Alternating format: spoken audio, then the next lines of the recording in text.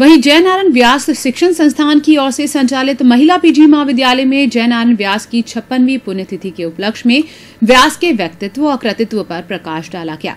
इस अवसर पर तीनों महाविद्यालयों की छात्राओं ने जयनारायण जी के जीवन पर अपने विचार रखे। व्यास की पुण्यतिथि पर गुरुवार को शहर भर में अनेक कार्यक्रम आयोजित किए गए।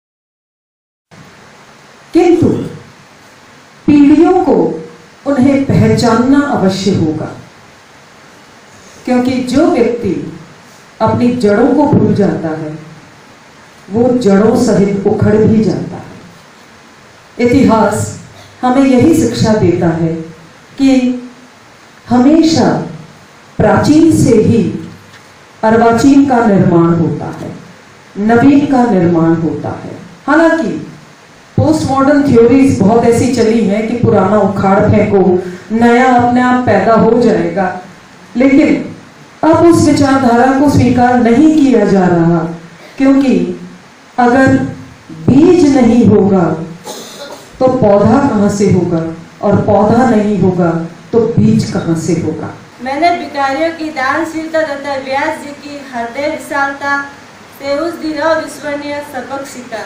समाज सुधारक के रूप में व्यास जी को कई परीक्षाओं से गुजरना पड़ा। व्यास जी की सबसे बड़ी कन्या को उनकी अनुमति के बिना ही उनके पिताजी उन्हें विवाह योग्य समझने लगे और कहा, इससे ज्यादा उम्र में कन्या को घर में रखना धर्म के विरुद्ध है।